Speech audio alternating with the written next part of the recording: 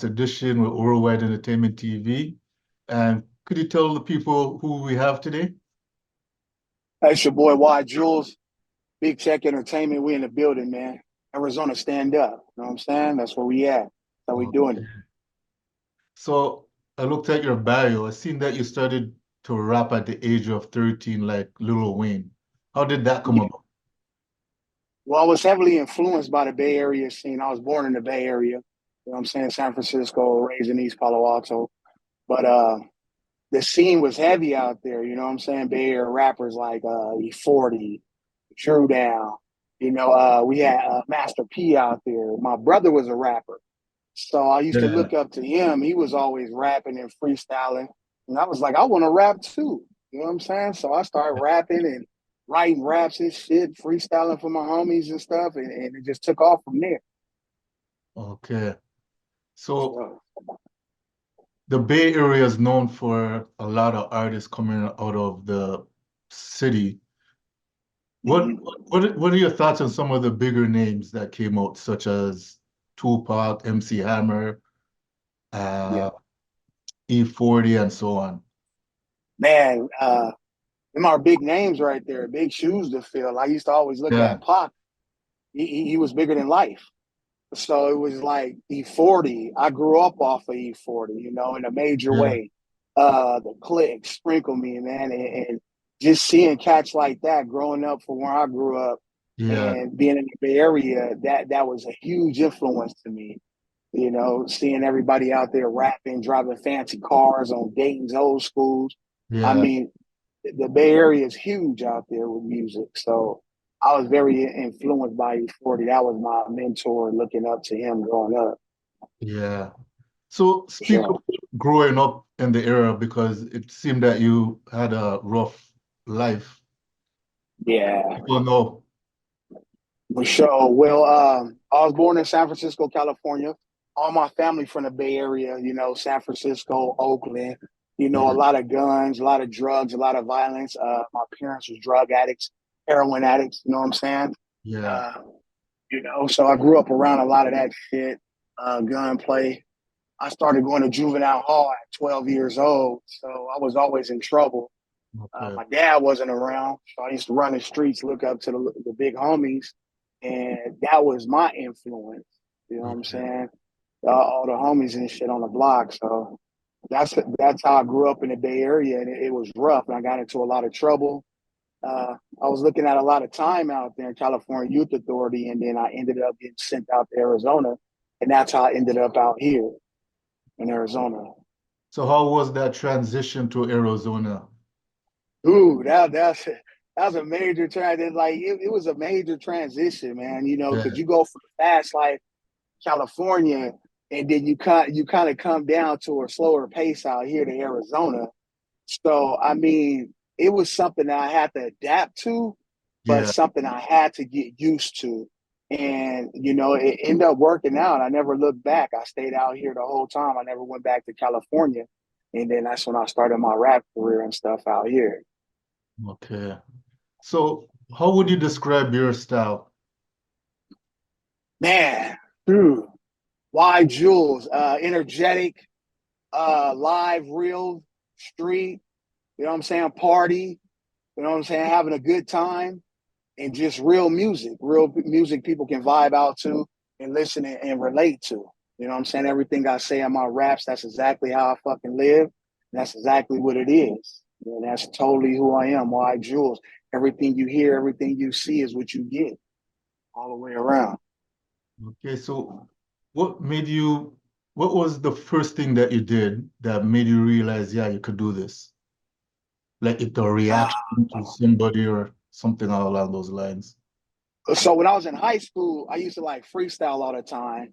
Yeah, And then everybody used to tell me, like, Drew, you should take this serious. So once I graduated high school and I went to college, they had a talent show. And I entered the talent show, and that was my first time on stage in front of people. And I rocked the crowd. And then I had this guy come up to me and be like, hey, I want to start a record label with you. And I want you to be my main artist. And then that's where it took off from there. So 1999, 98 is where it really jumped off for me. when I start doing shows and everything. Yeah. So what do you prefer more, live performance or being in the studio? I mean, both of them is, both of them is. Same. But I would rather be on the stage performing. That's where I feel at home at on stage. I like rocking the crowd. I like engaging in the crowd. I'm very energetic on stage, and I like to rock the show, man. I like to give people what they paid for. Okay. You know what I mean? You know what I'm saying? What would be your dream collabo and why? Oh, wow. The dream collaboration. You put me on the spot with that one. Okay. Wow. Uh, my my dream collaboration right now would be in E40, definitely E40, to get a Yeah. song with E40, somebody who heavily influenced me in the Bay Area rap scene and stuff. Somebody like E40 right now. That would be huge for me right now, E40. You know what I'm saying? Even to get a feature with my boy Richie Evans, man, that'd be huge too. Yeah. Feel me? You know what I'm saying? Put Arizona out there, Arizona collaboration right there. So come on, two right there. Okay. So what would you consider to be the top five GOAT rappers and why? Ooh, the top five GOAT rappers right now. Whew. I have to say E40. E40, of course, number one right there for me. Yeah. Right now, who you got? You got 21 Savage. He's killing it right now. Yeah.